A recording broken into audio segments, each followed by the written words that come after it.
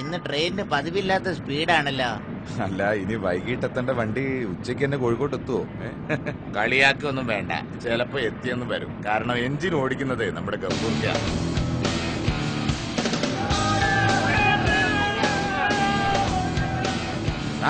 Sir എന്തായി കാണിക്കുന്നത്? Train പാളം തെറ്റി. അവിടുന്ന് എഞ്ചിൻ ഓടിക്കാൻ ഈനെ പഠിപ്പിക്കണ്ട സാറേ വണ്ടി ഒന്ന് റെയിലിൽ കയറ്റ്, അല്ലെങ്കിൽ എഞ്ചിൻ ഓഫ് ചെയ്യ്. എന്റെ തൊള്ളയിൽ നമ്മൾ എന്തെങ്കിലും തിരുവും. ഇതിലും വലിയ എഞ്ചിനൊക്കെ ഈ ഗഫൂർ ഓടിച്ചാണ്. സാർ എന്ത് തോന്നിയ സാർ കാണിക്കുന്നത്? നൂറുകണക്കിന് ആൾക്കാരുടെ ജീവന് സാറ് സമാധാനം പറയണം. തീവണ്ടി റെയിലിലൂടെയല്ലേ ഓടിക്കേണ്ടത്, ഇങ്ങനെ കണ്ടോണ്ട് പറമ്പിലൂടെയാ?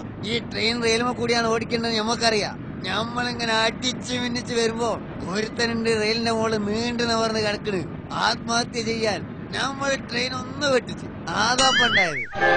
എന്റെ സാറേ, ഒരാളുടെ ജീവന് വേണ്ടി നൂറുകണക്കിന് ആളുകളുടെ ജീവൻ ഇങ്ങനെ കുരുതി കൊടുക്കുന്നത് ശരിയല്ല. ആ റെയിലിൽ തലവെച്ച് കിടക്കണ ആൾ എന്തായാലും ചാവാൻ തീരുമാനിച്ചതായിരിക്കും. അന്നേരം അയാളുടെ നെഞ്ചത്തൂടെ വണ്ടി കയറ്റാന്നല്ലാണ്ട് ഇങ്ങനെ ട്രെയിൻ പറമ്പിലൂടെ ഓടിക്കാ ചെയ്യാ? ഓന്റെ നെഞ്ഞത്തൂടെ വണ്ടി കയറ്റാൻ തന്നെയാണ് നമ്മൾ വിചാരിച്ചത്. ട്രെയിൻ അടുത്തെത്തിയപ്പോ കള്ളം മോനെ എണീച്ച് ഓടിക്കാതെ. അതിന്